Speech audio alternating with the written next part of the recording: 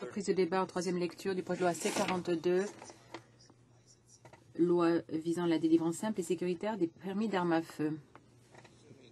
Reprise du débat. Le député Townsend. Pour moi de prendre la parole aujourd'hui sur le projet de loi C-42 qui vise à modifier la loi sur les armes à feu, le code criminel et la loi sur les douanes, apportant ainsi des modifications à la législation sur les permis d'armes à feu, le transport et la classification des armes, ainsi que la restriction des pouvoirs conférés aux contrôleurs des armes à feu provinciaux et territoriaux. Bon, compte tenu du temps qui m'est alloué, Monsieur le Président, je ne vais pas m'étendre sur tous les points de ce projet de loi, mais plutôt sur deux points particuliers. Tout d'abord, ce qui me dépasse dans ce projet de loi, c'est le fait que l'on décide de mettre, en fait, on donne un pouvoir au ministre de la Sécurité publique, et ce pouvoir est celui de décider de la classification des armes. Petite histoire, petit retour en arrière. Si ma mémoire est bonne, en 2014, après analyse, on avait entendu, ça a été longuement relaté dans les médias, que la GRC avait décidé de reclassifier les armes Swiss Arms Classic Green et les carabines CZ858. Donc des armes qui étaient initialement classifiées comme restreintes ont été reclassifiées par la GRC à prohibées. Pourquoi? Parce que la GRC estimait alors que ces armes pouvaient facilement être converties en armes automatiques. Quelques semaines plus tard, qu'est-ce qu'on apprend? On apprend que le ministre de la Sécurité publique n'était pas très content de cette décision et accorde une amnistie aux propriétaires de ces armes. Et pour être bien sûr que ce genre de situation ne se reproduise pas, compte tenu que le ministre n'avait pas un pouvoir de changer cette décision-là, il décide de déposer ce projet de loi C-42 pour s'octroyer ces pouvoirs-là. En effet, Monsieur le Président, actuellement, la classification des armes à feu et des munitions, quelle que soit l'arme, qu'elle soit prohibée ou pas, sont faites par la GRC, puis approuvées par le ministre. Donc, en fait, lorsque la GRC prend sa décision, le ministre ne peut pas casser cette décision. Par ailleurs, les normes régissant la classification soit des nouveaux produits, donc des nouvelles armes, la modification des armes à feu ou des munitions et même l'examen des renseignements sur la classification sont annoncés dans le code criminel. Avec le projet de loi C-42, un nouveau pouvoir sera donc donné au ministre qui, par règlement, bien sûr, au moyen d'exception, pourrait décider de lui-même, avec toute sa compétence là, fort, il va décider de la classification des armes à feu en bypassant bien sûr la GRC et même le code criminel. Cela veut dire quoi concrètement, Monsieur le Président? Cela veut dire que le ministre pourrait décider, par règlement, de classer dans la catégorie des armes à feu sans restriction des armes qui correspondraient normalement à la définition d'armes prohibées ou à autorisation restreinte. Il pourrait même décider que des armes qui seraient normalement prohibées soient à autorisation restreinte ou même sans restriction. Donc il pourrait même décider que des armes automatiques pourraient être considérées comme restreintes ou sans restriction. Donc cette loi met dans la main du politique, du ministre de la Sécurité publique, la décision, en fait, de décider si une arme est prohibée ou pas au Canada, si une arme est interdite au Canada ou pas. Alors, si ce n'est plus la GRC qui décide de ça, posons donc une organisation habilitée, compétente, qui connaît ça, les armes à feu, qui en a vu plus qu'une, de décider de cette classification-là. Qui va conseiller le ministre?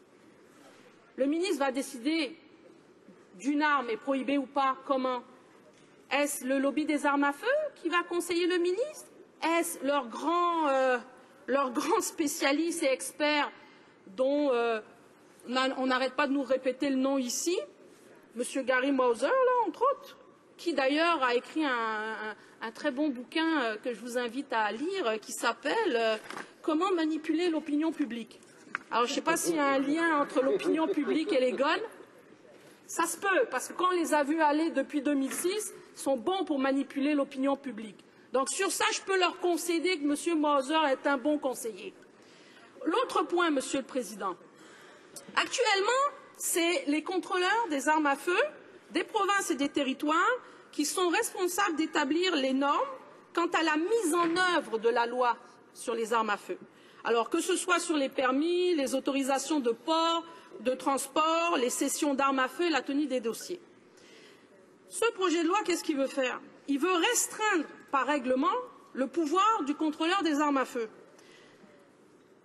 Et ça, on a vu le Premier ministre du Québec complètement s'opposer à ça. On a vu M. Fournier aussi s'opposer à ça. Donc, on n'est pas d'accord avec ça au Québec. Mais bon, ce n'est pas la première fois que ce gouvernement-là n'écoute pas les provinces. Donc, si vraiment, il faut se poser la question, si vraiment ce gouvernement se préoccupe sincèrement, intelligemment de la sécurité publique, il devrait plutôt mettre rapidement en œuvre le règlement du marquage sur les armes à feu, dont il reporte la mise en application depuis 2006. J'ai suivi ça de près, Monsieur le Président, depuis 2006. Il reporte. Or, le marquage des armes à feu nous permettrait de savoir d'où viennent les armes au Canada, que ce soit le lieu de fabrication, que ce soit la date, le fabricant. C'est bien détaillé dans le règlement, toutes les informations, le numéro de série, etc. Actuellement, notre aberration, actuellement, c'est grâce aux États-Unis que nous, au Canada, on a des armes qui sont marquées. Ce n'est pas le gouvernement canadien, là, qui fait en sorte que nos armes soient marquées. C'est grâce aux États-Unis. Pourquoi? Parce que, aux États-Unis, le marquage des armes à feu est obligatoire par le fabricant. Eux autres, ils respectent leur signature internationale, ils respectent les contrats qu'ils signent à l'international, les ententes qu'ils font à l'international. Nous autres, on n'a toujours pas mis en œuvre ce décret-là, on ne respecte toujours pas les ententes qu'on a signées, et on le reporte à chaque année. Donc, merci aux États-Unis, on va remercier le gouvernement américain qui nous permet d'avoir une partie des armes qui rentrent au Canada, parce qu'ils passent par leurs frontières, une partie des armes sont marquées, grâce au gouvernement américain. Cependant, une partie des armes qui peuvent passer, par exemple, qui passent par d'autres canaux que la frontière américaine et qui viennent de certains pays européens, ne sont pas marquées. Le problème, lorsqu'on n'a pas des armes marquées, c'est quoi? D'une part, extrêmement difficile de retracer les armes, donc très attirante aussi pour le milieu criminel. D'ailleurs, Monsieur le Président, comment voulez-vous que l'on puisse avoir une lutte efficace au trafic d'armes? Parce que j'ai écouté le débat lundi, puis depuis 2006, je les entends parler des armes à feu. Ils parlent toujours de trafic illégal d'armes. On est tous d'accord qu'il faut faire une lutte au trafic illégal d'armes. Mais si on n'a pas de marquage des armes à feu, comment voulez-vous qu'on commence à faire une lutte au trafic illégal des armes? Alors, petit cours de criminologie 101, le marquage est un outil de prévention contre le vol. Alors, une arme marquée est plus facile à retracer, Monsieur le Président, et donc moins intéressante pour les criminels. D'ailleurs, le marquage est aussi utilisé pour protéger les propriétaires d'armes. La lutte au trafic d'armes, Monsieur le Président, ça passe, oui, par le marquage, mais ça passe aussi par un contrôle de nos frontières. Alors, petit cours de criminologie 101.1, 80% de nos armes illégales passent par les États-Unis. Internet nous permet d'avoir accès à toutes sortes de façons d'acheter des armes et même de les faire rentrer chez nous. Or, depuis 2006, ce gouvernement n'a fait que couper le budget de l'Agence des services frontaliers, fermer plusieurs petits postes frontaliers en région. Lorsqu'on regarde le budget de l'Agence des services frontaliers, on constate que 2014-2015 sera amputé de 143 millions. Qu'est-ce que ça veut dire? 1351 postes coupés, 325 agents, une centaine d'agents de renseignement. Monsieur le Président, on veut lutter contre le trafic des armes, il faut tout simplement permettre à nos agences de pouvoir retracer ces armes et de pouvoir arrêter les trafiquants. S'il n'y a personne à nos frontières, si on coupe à nos frontières, on n'est pas prêt de régler notre problème. En terminant, je vais juste vous montrer rapidement le ridicule de la situation. Ils font des lois pour mettre en circulation plus d'armes prohibées.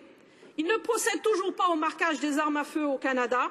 Ils coupent le budget de l'Agence des services frontaliers. Puis après, ils se demandent pourquoi il y a des armes illégales au Canada. Merci, Monsieur le Président. Questions et commentaires. Questions and comments. The honorable parliamentary. La secrétaire parlementaire de la ministre de la Santé. Merci, Monsieur le Président. J'ai écouté ma collègue. Je crois qu'il y a peut-être eu quelques éléments d'information qui me semblent un petit peu erronés dans son discours. Si j'ai bien compris, aux États-Unis, on n'a pas ratifié le traité. Et si j'ai bien compris, chaque arme importée a un identifiant bien unique.